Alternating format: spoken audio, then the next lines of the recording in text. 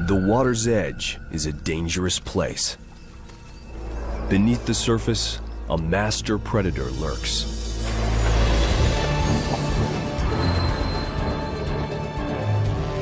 He's a killer, 100 million years in the making. The Billabong King, a saltwater croc surviving in a harsh, changing world.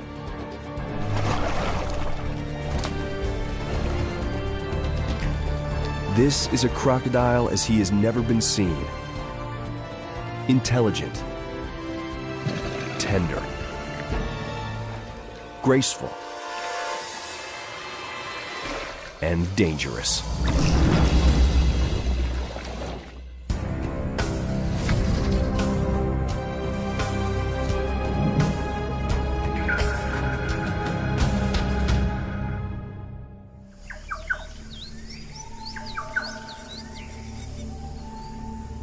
Dawn, Australia's Northern Territory.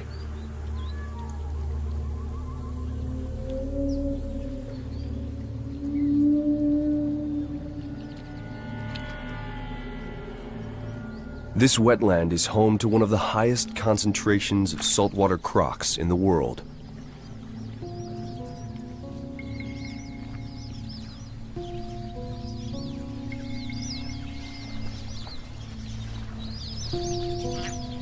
During the wet season, it's a fertile gathering ground for all manner of thirsty creatures.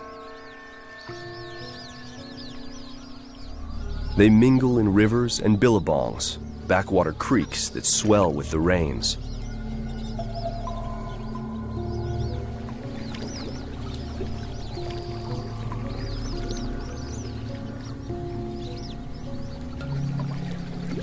The ducks and geese play a numbers game, seeking safety in the crowd.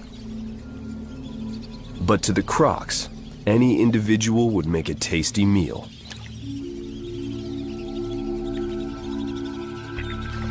The salties wallow, showing only half-hearted interest in the squawking fowl.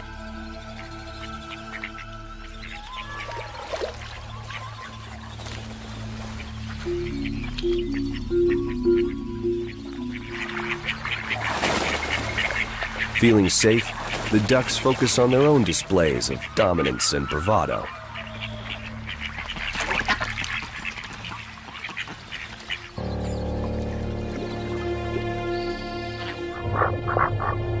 Distracted, they fail to notice two crocs closing in.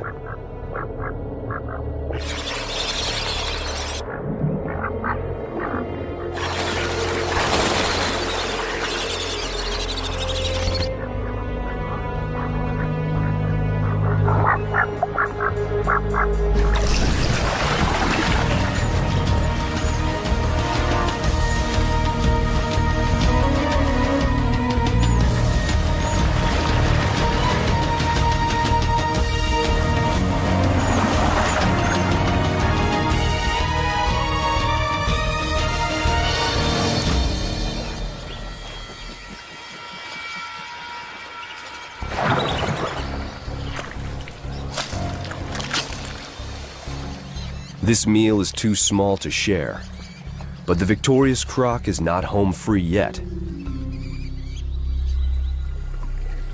A bigger beast has seen her kill.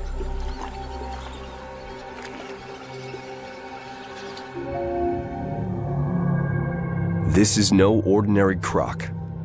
It's the Billabong King, a battle-tested 5.5-meter male who dominates these waters.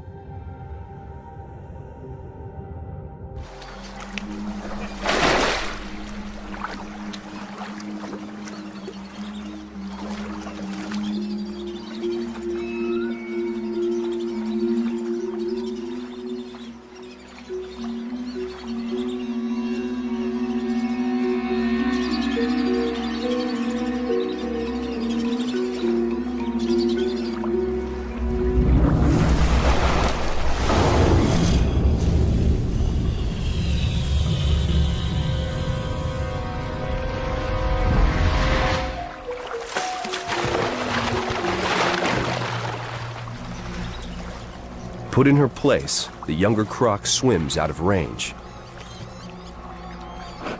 The Billabong king has stolen her prize.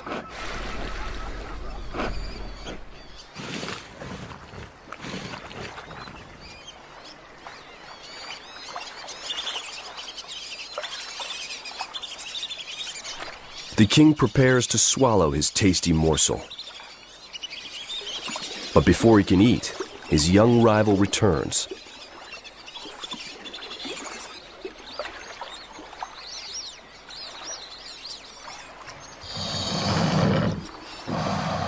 It's a feeble challenge, quickly rebuffed. And then it's chow time. The croc opens a valve at the back of his throat. He keeps his head high to prevent water from flooding his lungs. Rocks he has swallowed will help him digest.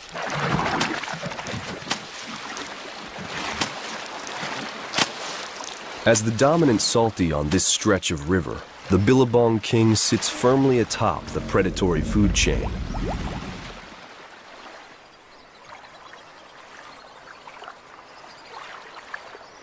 Less powerful crocs learn to keep a low profile when he's around. The king makes his home in the brackish waters of Australia's coastal floodplain. During the day, he can usually be found lounging on the riverbank.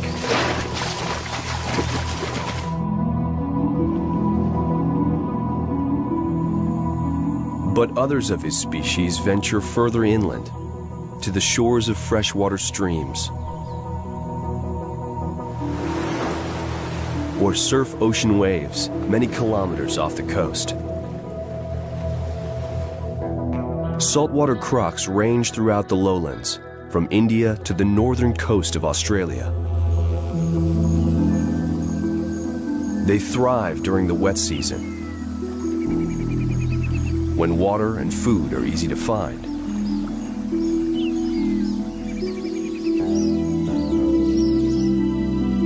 Rivers spread out across the floodplain, creating vast wetlands for the salties to roam. In a few months, the water will dry up, leaving baked earth and hard times. But for now, it's a land of plenty.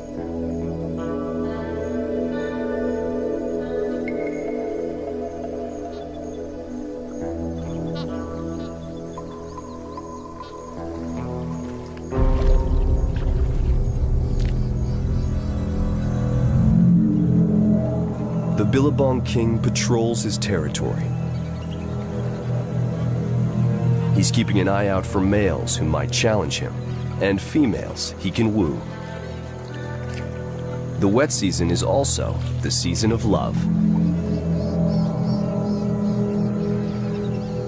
Another male croc swims near, looking for a fight.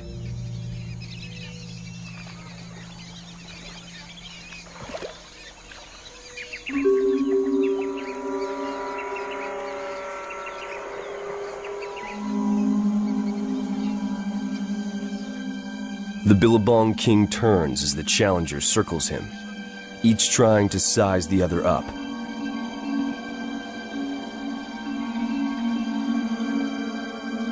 The challenger doesn't blink. The king raises his body out of the water to intimidate. The challenger follows suit.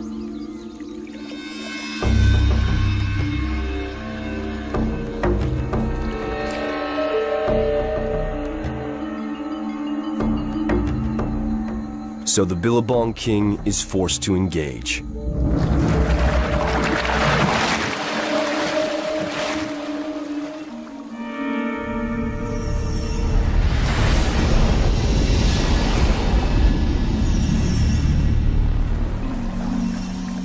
The battle is violent, but brief.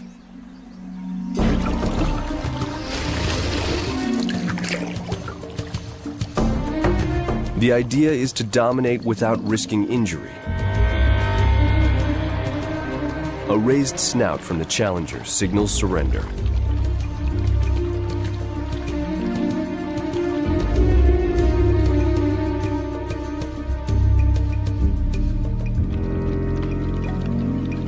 It's more posturing than punishment. But the Billabong King is a seasoned veteran with swagger to spare.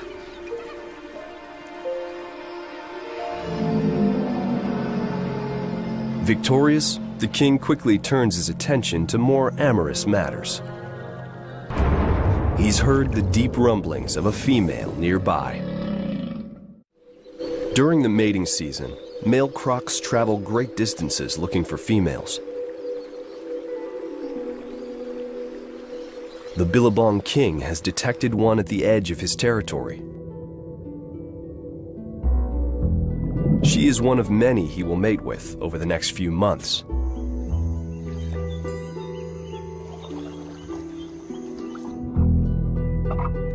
Mating happens in the water.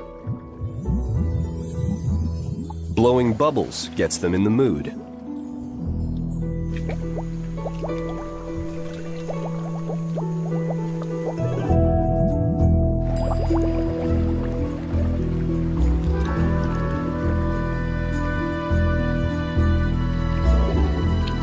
When the time is right, the female raises her snout in submission. The king quickly approaches.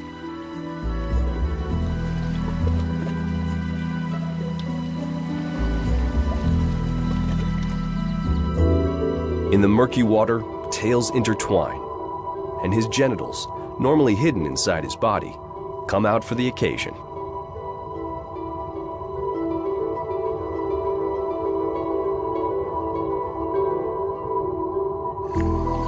The two may mate several times over the next few days.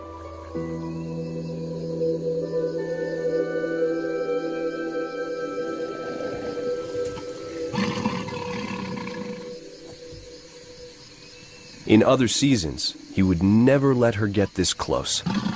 But tonight, their interactions appear almost tender.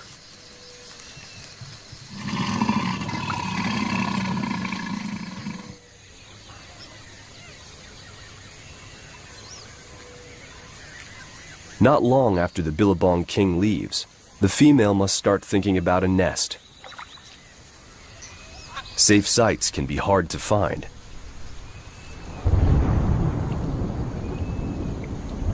She's looking for a spot close to the water, but high enough to stay dry. She might build several nests before settling on a location.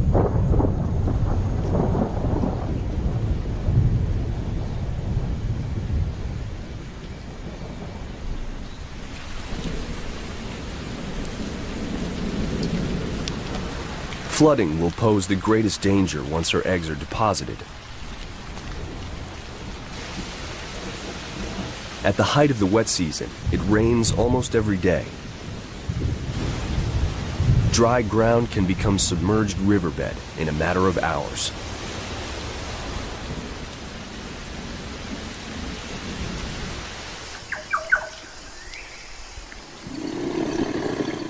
Once she picks a site she likes, the mother croc will fiercely defend it. Her eggs will become her only priority.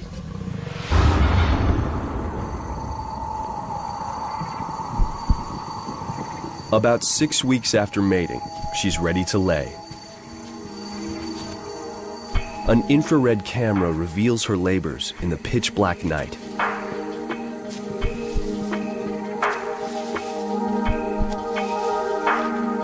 She starts by opening up the nest she has so painstakingly constructed. Short bursts of digging are punctuated by frequent rests.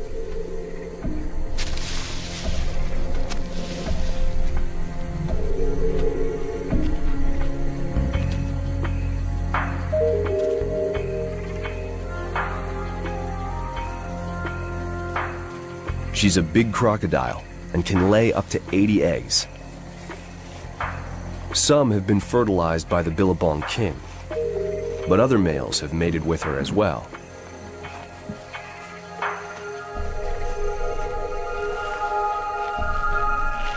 Once the eggs are laid, she piles vegetation back on top.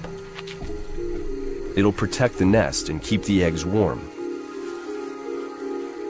The optimal temperature for their development is between 30 and 34 degrees.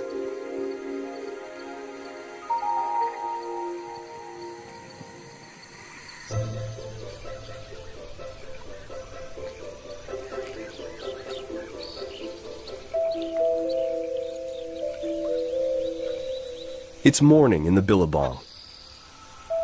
Many animals are up and about. The cold-blooded crocs are lounging in the morning sun.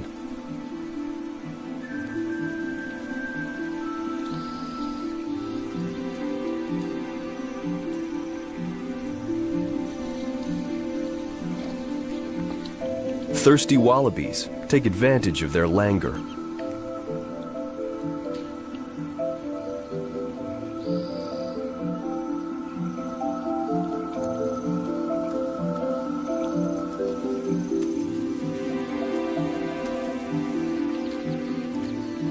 The crocs specialize in lightning-quick strikes from the water, but they're not great hunters on land, where their prey can see them coming.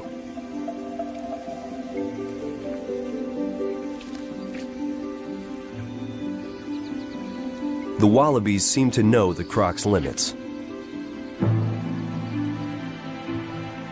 They get close, but stay just out of range. It's a safe strategy on land.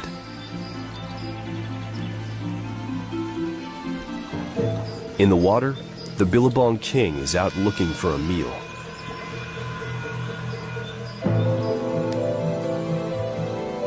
He watches as the wallabies slowly make their way to the water's edge. They opt for puddles away from the river.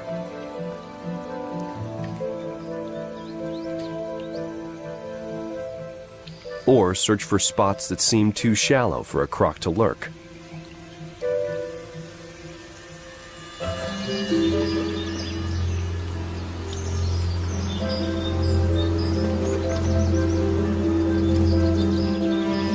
But they don't all get it right.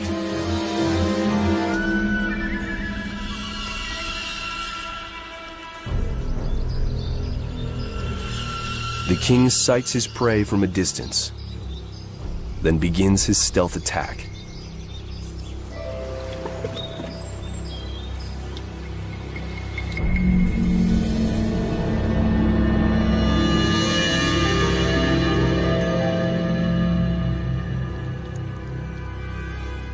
He approaches with scarcely a ripple.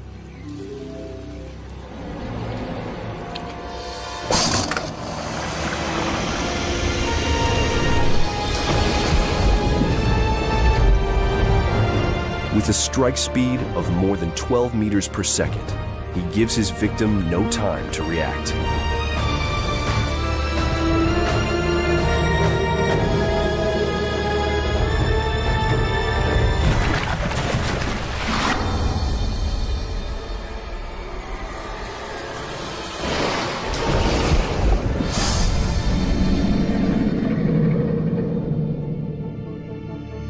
The violent thrashing does more than just kill.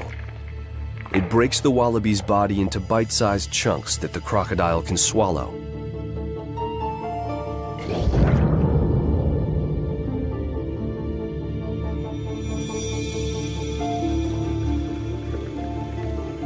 Every mouthful is important because he'll eat little in the cooler months ahead.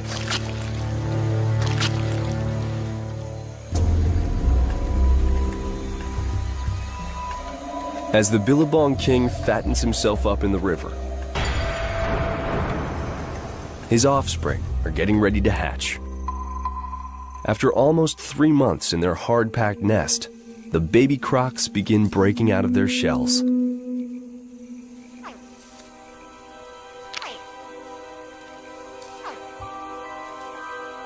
Temperature variations in the nest have determined whether they will be females or males.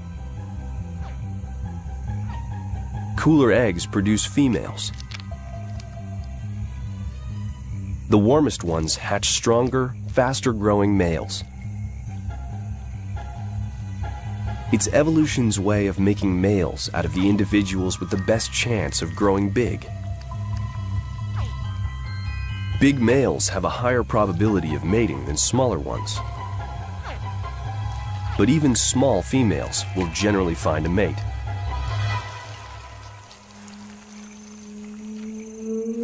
Remarkably, nature has found a way to select for size and strength in the males, even before they are born.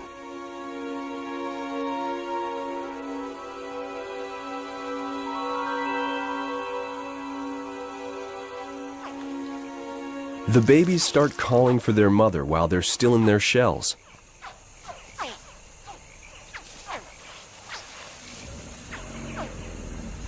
They'll need her help to get out of the nest, which is hardened into a rigid cement-like fortress.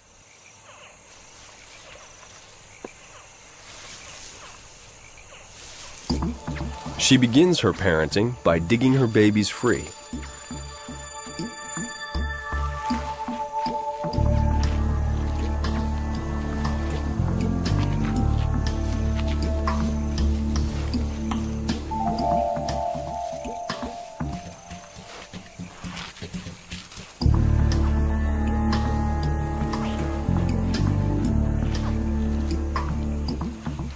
But the job gets harder from there.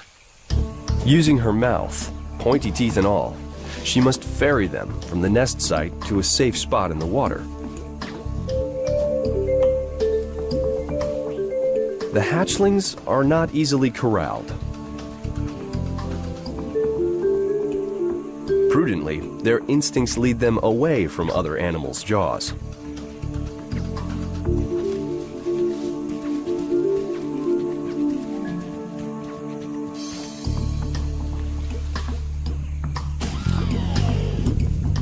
But once she gets a few into the safety of their watery nursery, the others hear their calls and follow them down.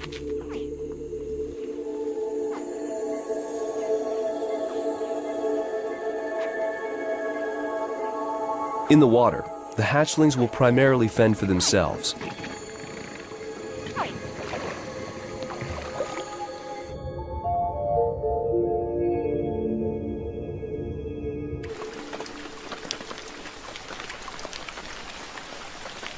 Their mother will try to watch over them for several more weeks, but they'll still be easy targets for birds, turtles, fish, and even other crocodiles. If they survive to adulthood, they'll rise to the top of the food chain, but for the time being, they're close to the bottom. Only 1% will make it to maturity.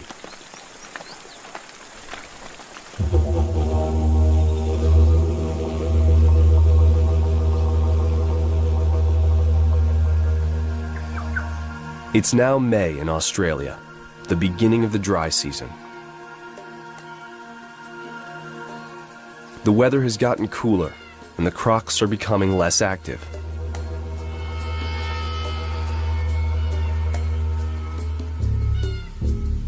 Cold-blooded, they rely on the sun, shade, and water to keep them around 32 degrees.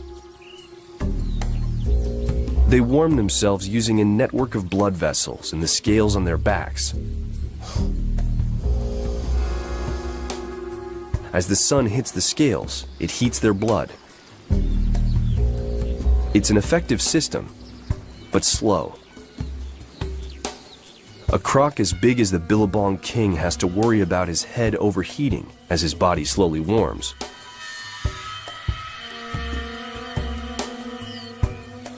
Some scientists believe crocs open their mouths to cool their brains, using evaporation to draw away heat.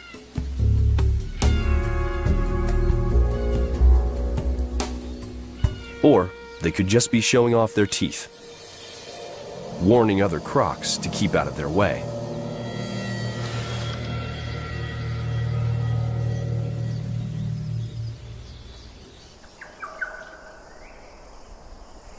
With no rain in more than a month, the massive floodplains, rivers, and swamps are starting to drain.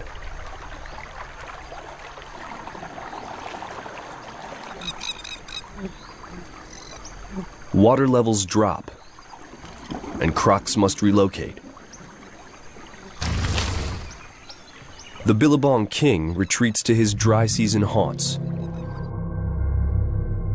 With close to 50 years of experience, he knows which waterways stay wet all year round and will vigorously defend them.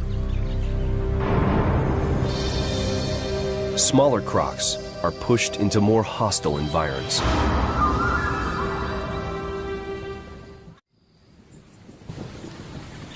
Australia's dry season is a dangerous time for baby crocs. On a muddy riverbank, the 3-month-old hatchlings are lucky to still have water. Their mother has chosen their nursery well. She remains nearby and will come at a distress call. But for the most part, she leaves her offspring alone.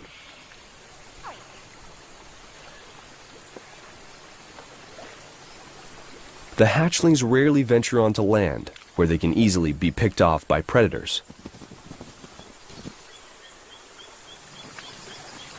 But the need for food breeds bravery, and they do make incursions ashore in search of crabs, insects, and other small creatures. A black-necked stork has a similar diet, with one added delicacy: the young crocs themselves.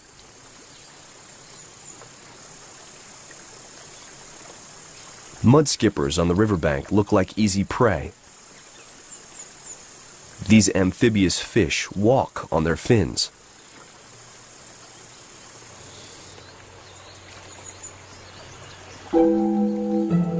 The hungry hatchlings find them impossible to resist, but difficult to catch.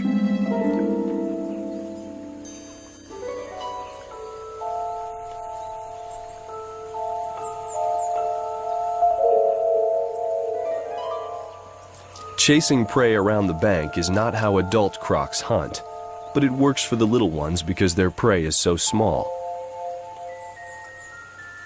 Just like the adults, baby crocs are adaptable hunters, tailoring their strategy to their quarry.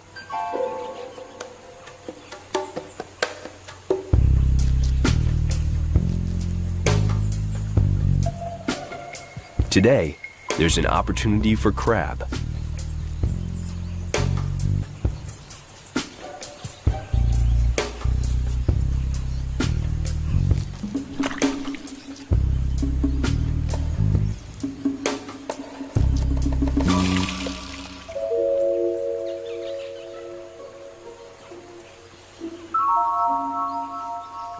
The little hunter returns to the safety of the water to savor his prize.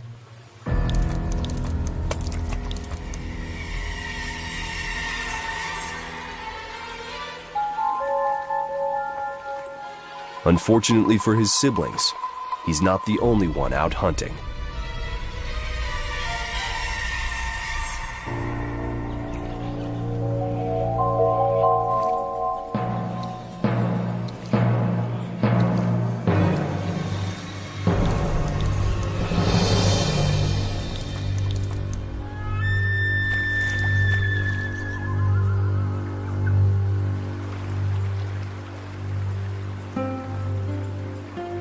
Despite their mother's close proximity, most of the hatchlings will share a similar fate.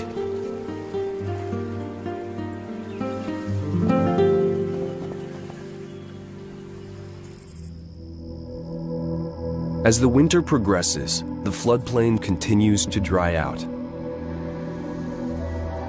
Rivers and ponds transform into vast expanses of parched earth. These are hard times for the residents of the floodplains.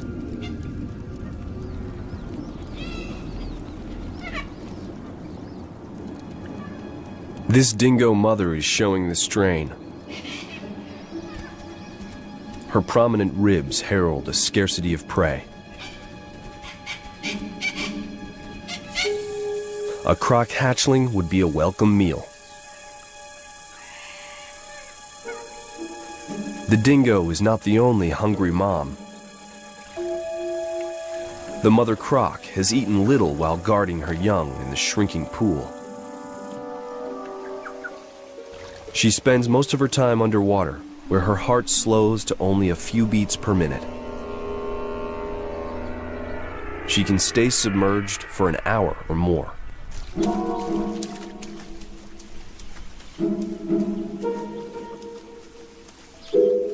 The babies with higher metabolism must breathe more often.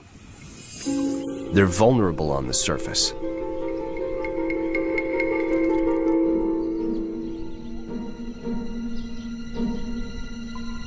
But then again, so are those who would hunt them.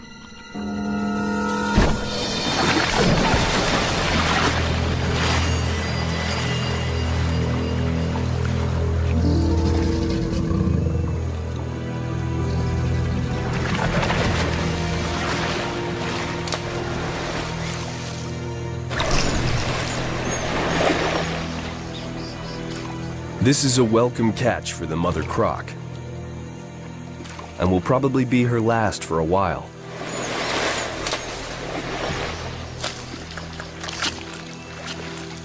As the weather gets cooler, big salties stop eating. They can't warm up their stomachs enough to digest.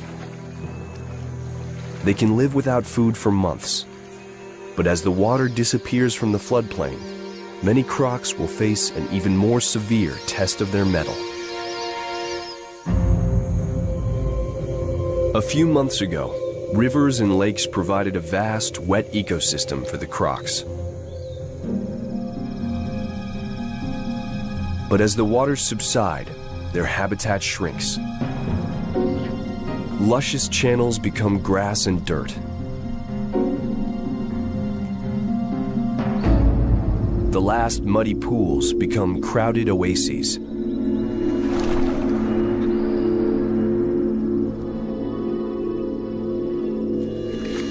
At this time of year, salties aren't concerned with defending their territory.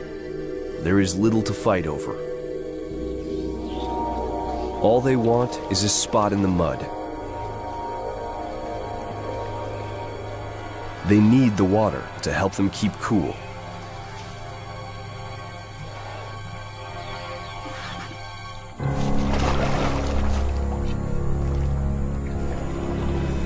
But as the pools dry and the crocs crowd closer and closer together, tensions do rise.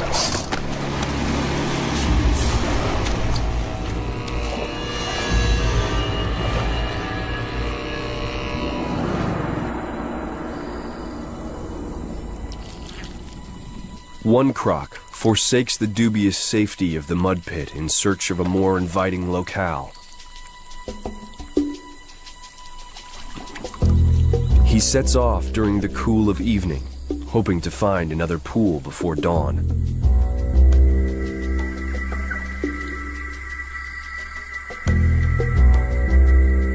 In the morning light, his tracks reveal good progress up a muddy riverbed. But he didn't get far.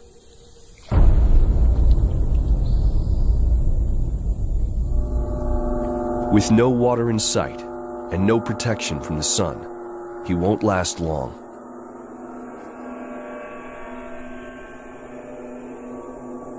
His organs bake as he sinks into the mud.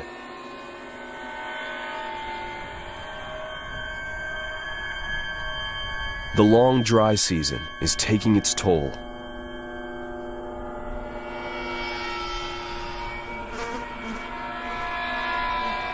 And the summer rains are still months away.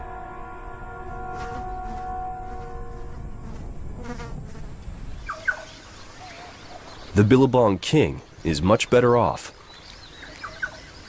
He's picked his winter residence with care and is sitting pretty in plenty of water. His half-century of experience is serving him well. He knows just how to survive the harsh dry season and keeps the cooling waters all to himself. He also knows a secret only a few other crocs know. A secret that will get them on the move. For the informed few, it will provide some welcome relief from the hardships of the last few months.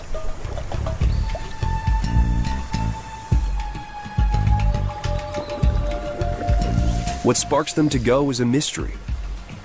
But all at one time, they head for one specific spot on one specific river.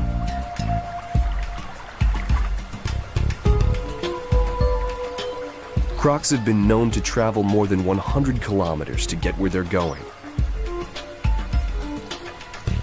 The Billabong King makes his journey with his usual languid grace.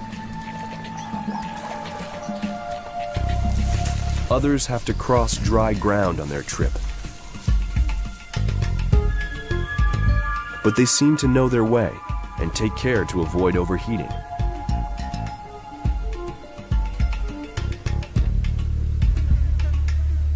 They rest often and wait out the hottest parts of the day in the shade.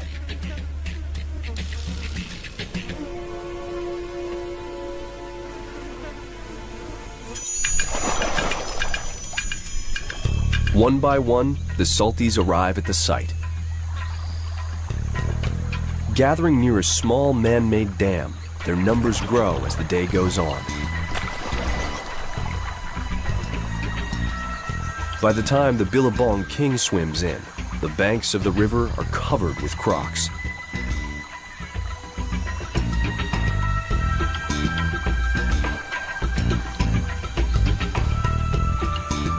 This special group is about to reap the rewards of their knowledge.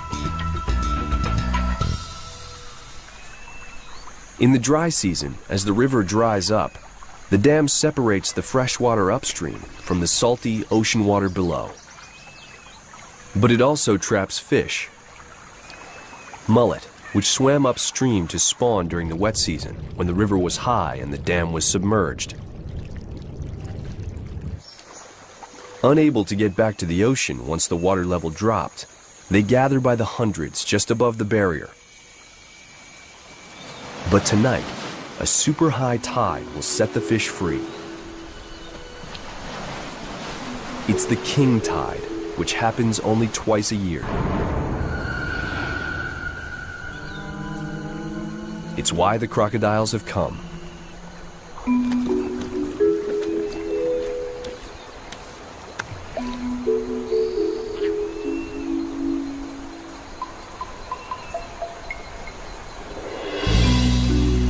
As the rising tide rushes over the dam, the mullet fight against it to get back to the ocean.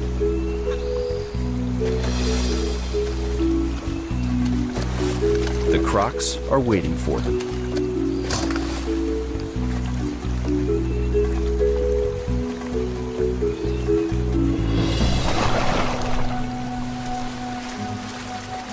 Like bears stalking salmon, the salties hunt with minimal effort. They wait with their spring-loaded jaws agape, ready to snap shut at the touch of a fish.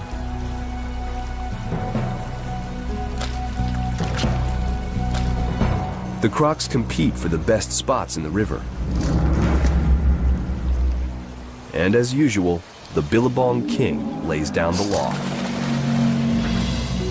But there's plenty of fish to go around, and the crocs enjoy a hearty indulgence after a long season of want.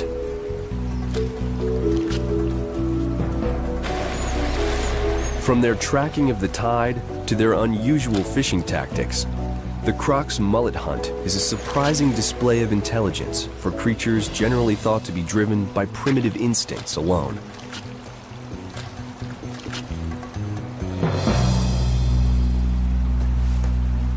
Stuffed, the Billabong King waddles off into the night. He has fared better than most during the difficult dry season and seems well poised for another year of domination.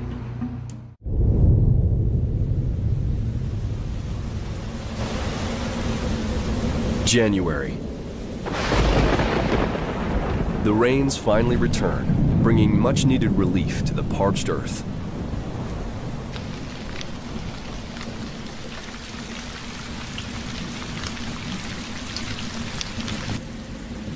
Rivers and lakes fill up, and the plains flood once again.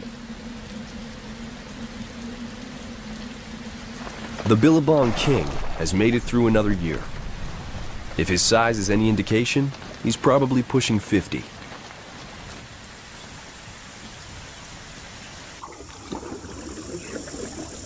But despite his decades of success, he's only as powerful as his latest conquest.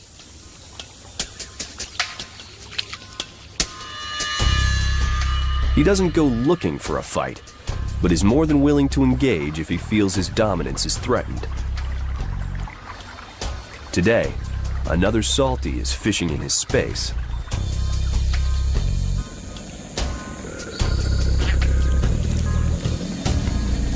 It seemed like a minor infraction, but the intrusion raises his ire. The Billabong King will flex his muscles.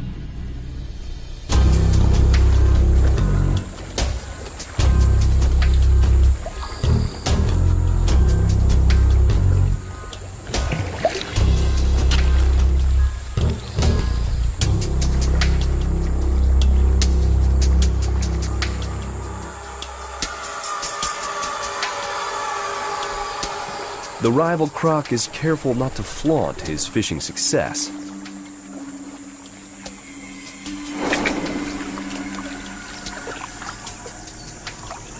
He takes his meal quickly when the king's head is turned.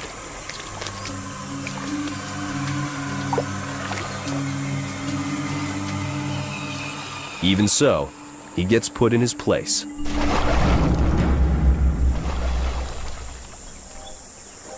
As he has done countless times before, the Billabong King establishes his supremacy without much of a fight.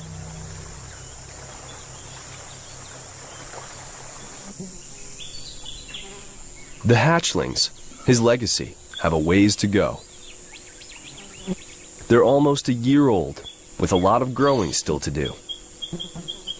For the next 4 years, their greatest impediment to survival will be cannibalism by bigger crocs.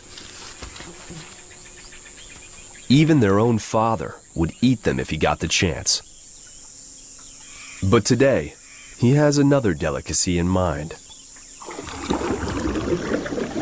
With his keen eyesight, smell, and hearing, the Billabong King is drawn to a flurry of activity in the trees above the river. These are flying foxes, which often roost near the water after a night of foraging for blossoms and nectar.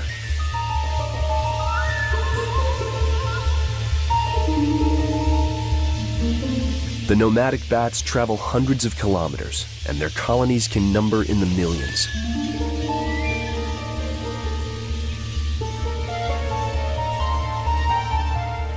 Perched high above the water, this bat would seem perfectly safe.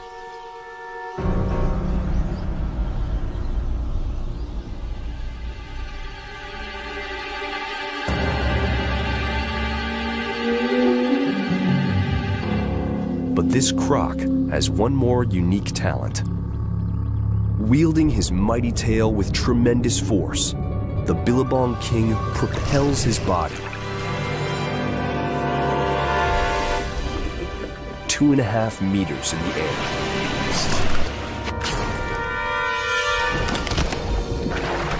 The bat has no chance.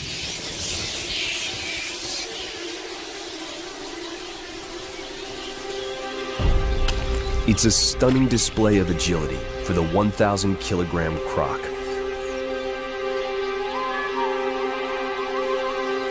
Just one more example of his adaptability and strength.